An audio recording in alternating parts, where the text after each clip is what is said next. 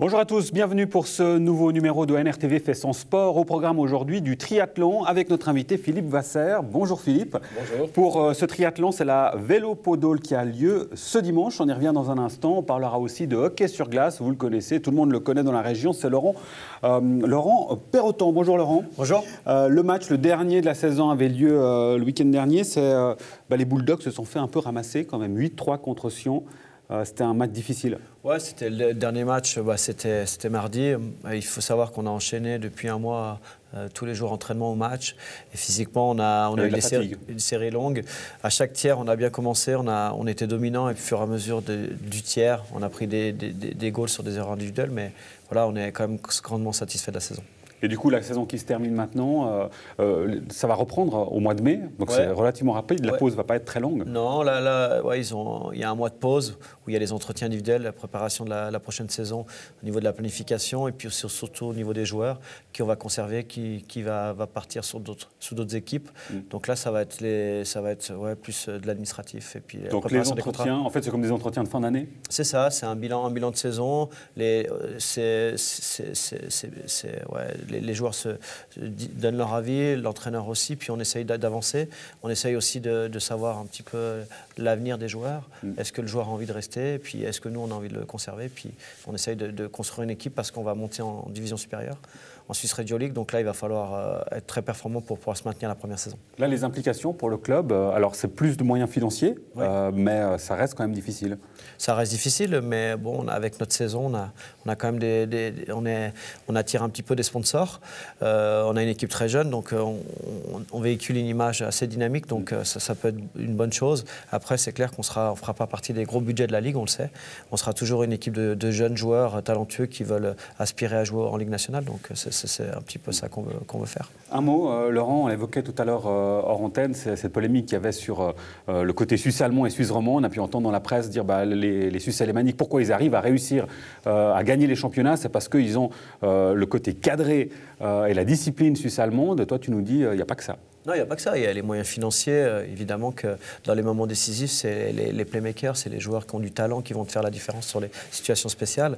Et évidemment, ça a un coût. Et puis, si tu n'as pas les moyens financiers, tu ne peux pas les avoir. Dans toutes les ligues, c'est la même chose. Nous, on l'a vu contre Sion, où la profonde différence, c'était la qualité technique, mais c'est surtout aussi l'expérience. L'expérience, ça a un coût. Et nous, on a une équipe de formation. Donc, ça, c'est un peu du bullshit, comme je dirais, de dire toujours le suisse-allemand. Non, non. C'est vraiment d'abord les moyens financiers qui font que tu as une équipe compétitive. Ça ne veut pas dire qu'il n'y a pas de discipline chez les Welsh. Ça a bien changé depuis longtemps. Et évidemment, pour arriver à rivaliser avec les Suisses allemands, il faut qu'on travaille plus. Donc ça, c'est fait depuis de nombreuses saisons, de nombreuses années dans la formation. Est-ce que, Philippe, tu suis un peu le hockey sur glace? Oui, je supporte aussi les clubs romans, qui malheureusement sont en vacances maintenant, mais j'aime bien le hockey, oui. La Vélopodole, donc une course, c'est un triathlon, ça a lieu ce dimanche. On va déjà préciser que les inscriptions sont closes. Oui. Victime de son succès pour ce triathlon. Pour une troisième édition, un petit peu victime du succès, on pensait bloquer les inscriptions à 160 et on est arrivé rapidement à ces 160 participants. Début décembre déjà. Alors, dresse-nous un peu le portrait de cette course pour celles et ceux qui ne la connaissent pas encore. Un triathlon, combien de dénivelé, quelle discipline? C'est un triathlon de saison, un petit peu original, qui est parti d'un délire entre copains sportifs. On se disait, on peut faire dans notre belle région déjà de la peau de phoque, aussi du VTT. Donc on s'est dit, pourquoi pas allier le tout dans une compétition qui serait le triathlon de la Dole, quelque chose un peu d'original en début de saison. Il y a 6 km de course à pied dans les bois de Trélay. Et ensuite, on prend le vélo, VTT avec les skis de peau de phoque, les vélos... 13 km et demi en vélo. 13 km et demi en vélo. Avec ce qui fait un peu l'originalité de la course, avec les skis, les bâtons et les chaussures sur le dos, jusqu'à Saint-Sergue, au-delà de Saint-Sergue, où on pose le vélo et on attaque encore la Dole avec les skis de peau de phoque. Laurent, plutôt course à pied, vélo ou peau de phoque? Vélo, parce qu'avec les genoux que j'ai, il vaut mieux éviter de... Non, mais c'est impressionnant, moi, ces sports-là, je suis toujours admiratif de ces athlètes parce que c'est des vrais athlètes. Est-ce que dans les contrats des joueurs, comme chez les joueurs de foot, il y a une interdiction, par exemple, de faire du ski? C'est toléré. Je ne vais pas revenir là-dessus parce qu'il y a un de mes joueurs qui s'est blessé au ski cette année. Puis j'avais vraiment Ça tombe mal. Les abeilles, Ouais. comme on dit.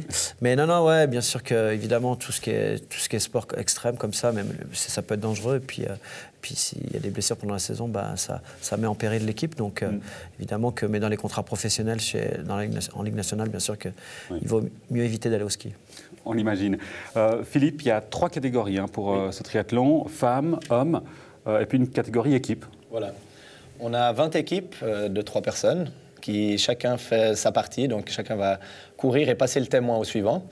Et puis on a 11 femmes qui participent en solo et une centaine d'hommes, 90 pour être un peu plus précis, qui vont courir en solo lors de cette course. 3e édition, tu nous l'as dit. Oui. En termes d'organisation, ça représente combien de personnes, combien de bénévoles? On a 40 bénévoles, beaucoup de belle équipe sur qui on peut compter déjà depuis l'année passée. Et puis c'est chacun à son poste, puisque c'est un parcours de 27 km au total, qui part d'un endroit, qui arrive complètement à un autre endroit. Combien de dénivelé? Il y a 1350 mètres de dénivelé au total. Donc voilà, on part de la plaine pour aller au sommet de la Dôle et revenir plus ou moins vers la Givrine. Et c'est pas frustrant pour toi, grand amateur de triathlon, de ne pas pouvoir participer? J'y participe. Ah, et on mon peut être co-organisateur. organisateur et participer. Voilà. On essaye encore de maintenir ça avec mon collègue avec qui on organise. On essaye de participer à cette course encore. Il y a encore cet esprit bon enfant, Voilà. copain, On familial. essaye de favoriser ça, oui. Donc, à t'entendre, il n'y a pas une volonté de vouloir étendre cette manifestation? Pas plus pour qu'il n'en l'instant. faut? C'est aussi pour ça qu'on a bloqué à 160 personnes, pour ne pas être débordé la 3e édition. On a eu des demandes. On pourrait, je pense, augmenter un petit peu le nombre, mais comme 3e édition, on va déjà y aller comme ça. On parlait d'argent avec Laurent. Évidemment, c'est le nerf de la guerre. Est-ce que c'est une affaire qui roule? C'est une affaire qui roule dans le sens qu'on a beaucoup de partenaires de la région qui ont soutenu, qui croient un peu à ce nouveau projet. Beaucoup disent c'est génial, dans la région il n'y a pas grand-chose, dans cette saison aussi. Donc beaucoup de gens de la région nous soutiennent un petit peu dans ces démarches et on est très content avec ça. Je vous propose, messieurs, de faire une petite pause pour aller à la découverte d'un sport. Je ne sais pas si vous le connaissez, le tchoukball. Laurent, est-ce que tu connais le tchoukball? Je connais. Souvent on pratique ça à l'école, mais j'ai jamais vu en compétition en tout cas. Et pour toi, Laurent? Moi, je le fais avec les élèves. Laurent, Philippe, pardon. Je le fais avec mes élèves. Je suis Tu es prof de sport, prof de sport à l'école de Coppet Terre Sainte. Donc, on le fait avec les élèves. C'est quelque chose qui est bien parce que c'est original. Il y a 2 endroits où on peut marquer. Les élèves apprécient. Alors justement, on va voir à quoi ça ressemble si vous ne connaissez pas encore ce sport. C'est les Lyon Lakers, 6e du classement actuellement, pensionnaires de Ligue nationale A, qui jouaient ce week-end face à Lausanne, 2e du classement. Et Joël Brunner était présent à cette rencontre. Il nous fait un compte-rendu de ce match. C'était un très bon match, on a réussi à les tenir tout du long. Ils nous ont mis 10 points au début et pendant tout le match on remontait puis après on redescendait un petit peu mais on était très serré tout du long et c'était un match très serré. On était 8 joueurs, donc seulement un remplaçant. Donc pour le physique c'est difficile. On avait 2 ou 3 joueurs qui étaient un peu malades ou qui se remettent d'une maladie. Et pour le physique, c'était très difficile. Il y a eu des problèmes niveau transport déjà, c'est tout con, mais voilà, on a eu des problèmes avec les bouchons, du coup c'est du stress qui s'accumule et puis on arrive en match un peu stressé et puis justement on n'a pas les conditions optimales pour se mettre dedans et du coup on a réussi à se mettre rapidement à partir de la fin du premier et puis c'est juste le dernier où peut-être un manque de mental peut-être qui a fait la différence.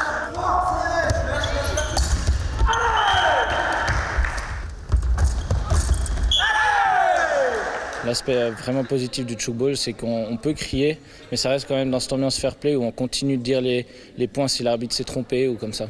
Pour marquer, il faut tirer. Donc il y a la zone autour du cadre, zone interdite comme au handball, mais en plus petit. Et donc il faut tirer sur le cadre et le point est marqué si la balle, après le tir, touche le sol en dehors de la zone. Si la balle est bloquée par l'équipe adverse, le jeu continue. Et si la balle rentre à l'intérieur de la zone ou bien sort à l'extérieur du terrain, c'est un point perdu, donc un point pour l'autre équipe. Le tchouk, c'est souvent 3 passes. On peut marcher, on peut faire 3 pas. Et sinon, on peut tirer 3 fois sur le même cadre. Et dès qu'on a tiré ces 3 fois, on doit changer de cadre. Et justement, et puis on peut garder la balle seulement 3 secondes. Donc c'est plus facile à se retenir les règles. Pour la mixité du sport, au tchouk c'est très important. Par exemple, s'il n'y a pas au moins un homme ou une femme sur le terrain, Il y a des points de pénalité pour l'équipe où il manque une femme par exemple. Et ça a beaucoup d'avantages. Déjà pour le mental, ça crée un mental vachement différent. Et par exemple, les hommes ont peut-être un peu plus de force en attaque, mais les femmes plus d'agilité en défense. Et justement, ça permet de se compléter. C'est vrai, c'est très dérangeant. Non, je rigole. Non, mais faut s'habituer justement, mais je trouve que ça amène à autre chose, quoi. Ça amène justement ce fair play où il n'y a pas que de la testostérone et il y a peut-être un peu plus de calme justement. Pour l'instant, on s'auto-entraîne en fait, parce que notre entraîneur a dû partir pour les études. Et donc à l'entraînement, chacun fait un entraînement à tour de rôle, ce qui permet d'avoir un peu les besoins de tout le monde dans un entraînement. Et pendant les matchs, on a deux joueurs coachs qui coachent l'équipe ensemble. Et aujourd'hui, ça a très bien fonctionné.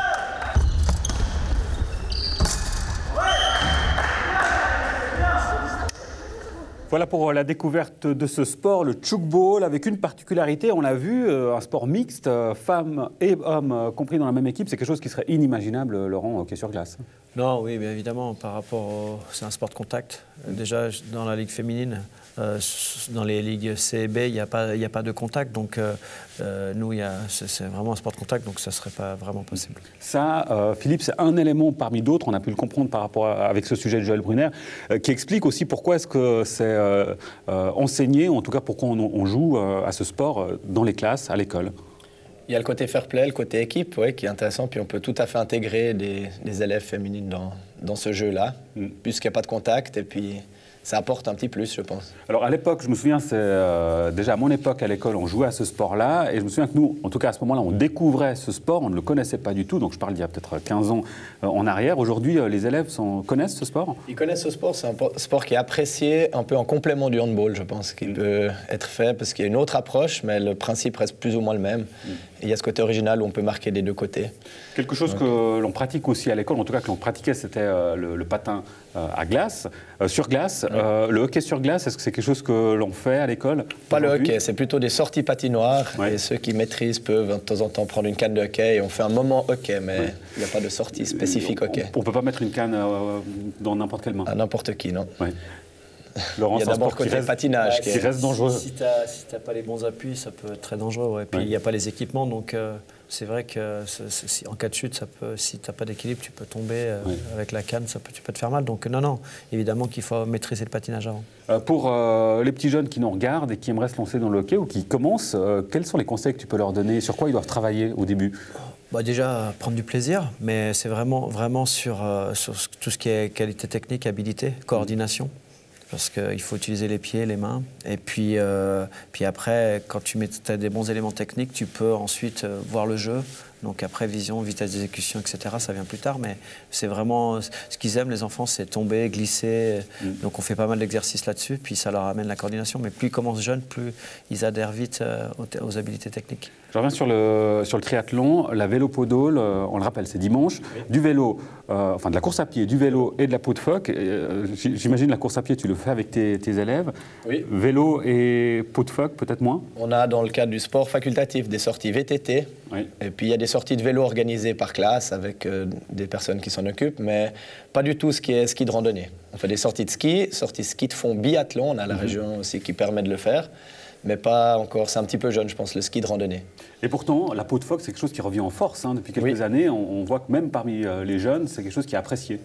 Parmi les jeunes, il y a tout un championnat qui est intéressant. Les gens commencent à se développer un peu plus par rapport à ce sport-là, qui est quelque chose d'un peu plus libre. Et le matériel évolue aussi beaucoup, permet aussi de faire ce sport, oui. Et je vous propose à présent d'aller à la découverte d'un autre sport bien connu, celui-ci. C'est dans le cadre des portraits que l'on vous propose en lien avec les sportifs, les mérites sportifs nyonnais. On vous a présenté déjà deux portraits, celui de Malika Gobet, la nageuse, et du judoka Vincent Génito. À présent, on vous propose une autre nageuse, c'est Fanny Borer, qui est la 3e nominée, championne de Suisse du 200 mètres d'eau. Rencontre avec elle, c'est un reportage réalisé par l'ASSN et Michael Amann. Je m'appelle Fanny, j'ai 20 ans, mon rêve c'est d'aller à Tokyo et mon objectif cette année c'est d'être en équipe nationale. Et je bosse très dur pour y arriver. L'eau c'est mon élément et la natation c'est mon sport favori.